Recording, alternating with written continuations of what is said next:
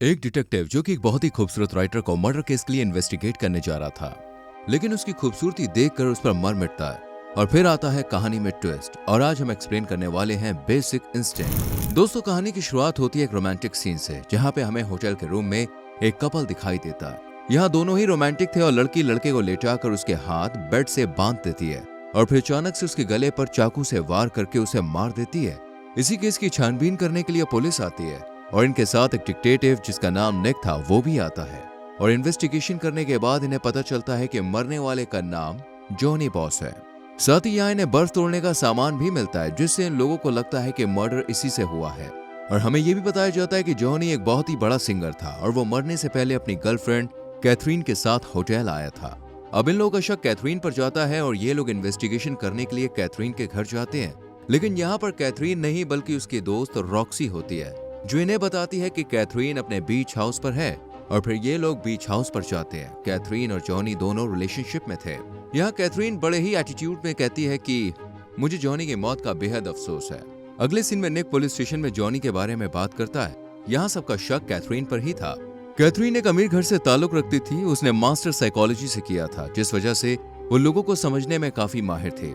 Investigation के दौरान जो इन्हें हथियार मिला था उस पर इन्हें किसी के भी निशान नहीं मिलते, जिस वजह से ये लोग कातिल को नहीं ढूंढ पाते।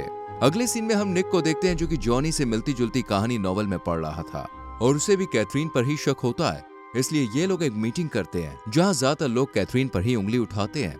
वहीं कुछ सोचते हैं कि इस नॉवल को पढ़कर किसी ने जॉनी का मर्डर किया है।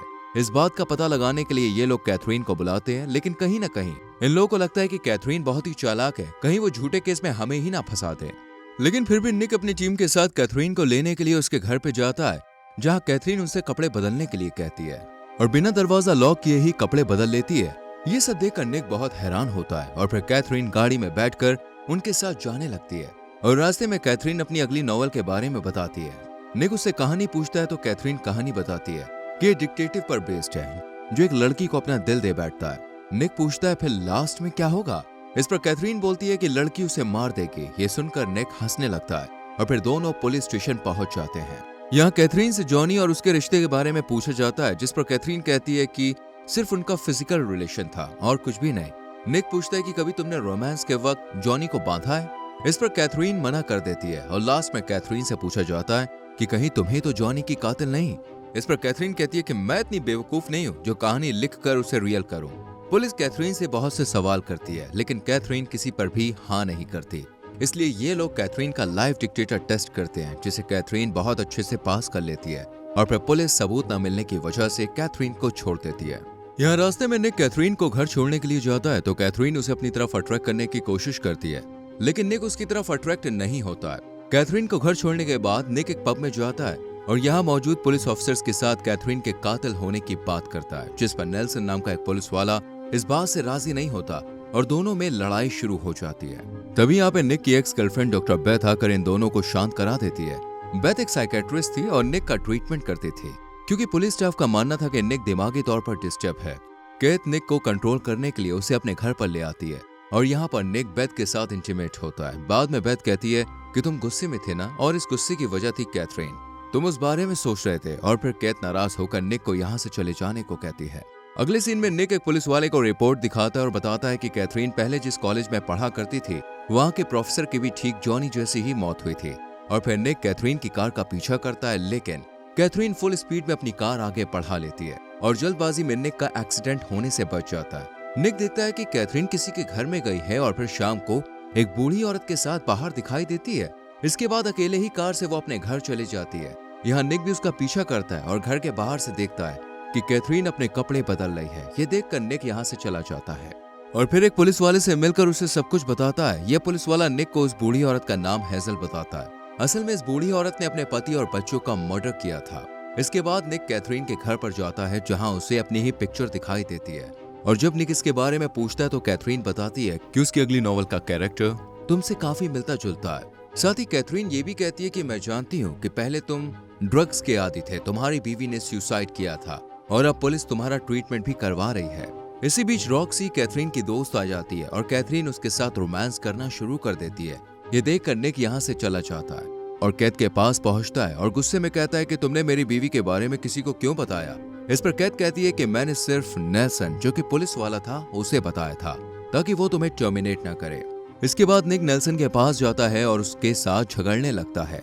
वहां मौजूद पुलिस वाले इन दोनों को शांत करते हैं और फिर निक यहाँ से चला जाता है और अपने एक साथी को बताता है कि कैथरीन अब उसके बारे में सब कुछ जान गई है और उसे फंसाने की कोशिश कर रही है। इसके बाद निक अपने घर पर जाता है जहाँ बेथ भी आ जाती है, लेकिन निक का मूड बहुत खराब था, इसलिए वो उसे यहाँ से भगा देता है।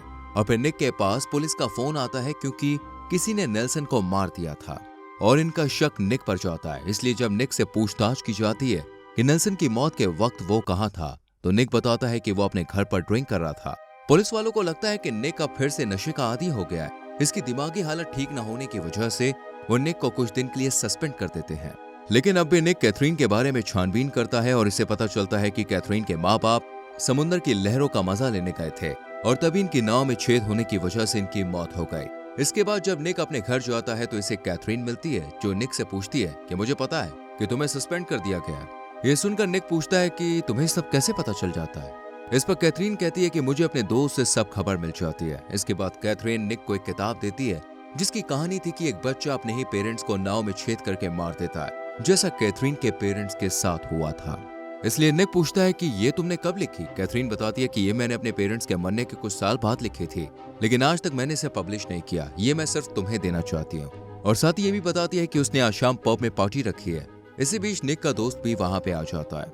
अगले सीन में हमें कैथरीन पब में अपनी दोस्त रॉक्सी के साथ डांस करती हुई नजर आती है और जब ये निक को देखती है तो निक के साथ डांस करती है और दोनों एक दूसरे की तरफ अट्रैक्ट होते हैं और दोनों एक कमरे में चले जाते हैं। यहाँ कैथरीन निक के हाथ बांध देती है। ये देखकर निक को जॉनी का मर्डर याद आता है, लेकिन कैथरीन उसे नुकसान नहीं पहुंचाती और फिर हमें रॉक्सी दिखाई जाती है जो कि निक को कैथरीन से दूर रहने के लिए कहती है क्योंकि वो उसे पसंद करती थी।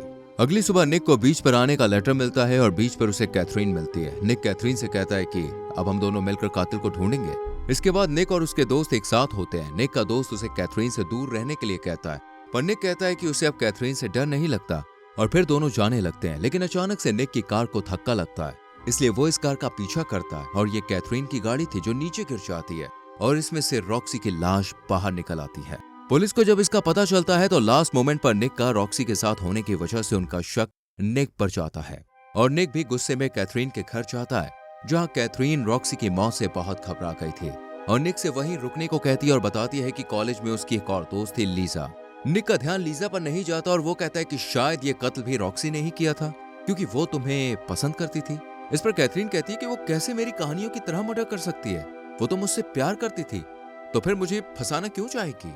अगले दिन निक को पता चलता है कि जब रॉक्सी 16 साल की थी तो उसने अपने ही 2 छोटे भाइयों को मार दिया था, पर कम उम्र होने की वजह से उसे छोड़ दिया गया और इसके रिकॉर्ड में भी ये बात नहीं थी। और निक का दोस्त उसे बताता है कि कैथरीन ने ही जॉनी को मारा है। उसे उन लोगों के साथ रहना पसंद है जैसे रॉक्सी, वो बूढ़ी औरत। इसके बाद निक लीजा का पता करने के लिए कैथरीन के कॉलेज जाता है और उसे पता चलता है कि लीजा ही बेथ है। इसके बाद निक बेथ के पास जाता है। यहाँ बेथ निक को बताती है कि उसका कैथरीन के साथ रिलेशन था, इसलिए उसने बाद में अपना नाम बदल लिया और अब वो तुम्हें अपने जाल में फंसा रही है। इसके बाद निक का दोस्त उसे कॉल करके बताता है कि उसे कैथरीन की दूसरी क्लासमेट के बारे में पता चला है, इसलिए निक भी उसके साथ जाता है। लेकिन निक का दोस्त उसे बाहर रोक कर खुद अंदर जाता है, लेकिन थोड़ी देर तक बाहर नहीं आता। इसलिए निक जब उसे देखने के लिए जाता है तो देखता है कि उसके दोस्त का मर्डर हो गया है, वो भी बर्फ तोड़ने वाले हथियार से। और तभी यहाँ पर बेथ दिखाई देती है जो निक को देखकर पॉकेट से कुछ बाहर निकालती है। निक को लगता है कि वो गन निकाल रही है, इसलिए वो बेथ को शूट कर देता है। और जब पुलिस बेथ की तलाशी लेती है तो उन्हें कुछ भी नहीं मिलता। साथ ही ये भी पता चलता है कि निक के दोस्त को किसी ने फंसाने की कोशिश की थी। इसके बाद ये लोग बेथ के घर जाते हैं। यहाँ पर उन्हें एक बंदूक की गोली कम मिलती है और साथ ही बर्फ तोड़ने वाला हथियार भी मिलता है। ये देखकर सबको लगता है कि बेथ ही खूनी है। अगले सीन में कैथरीन और निक रोमांस करते हुए दिखाए जाते हैं। इसी बीच निक उससे बच्चों की कहता है, लेकिन कैथरीन कहती है कि उसे बच्चे नहीं चाहिए और निक राजी हो जाता है और फिर से दोनों इंटीमेट होते हैं। और फिर लास्ट में कैथरीन के बेड के नीचे वही बर्फ तोड़ने का टूल दिखाई देता है और कहानी यहीं पर खत्म हो जाती है। दोस्तों, आपको ये वीडियो कैसी लगी कमेंट सेक्शन में जरूर बताएं। चैनल को सब्सक्राइब करके बेल आइकन प्रेस करें। साथ ही हमारे टेलीग्राम चैनल को भी ज्वाइन कर लीजिए जिसका लिंक आपको डिस्क्रिप्शन में मिल जाएगा। Thank you for watching.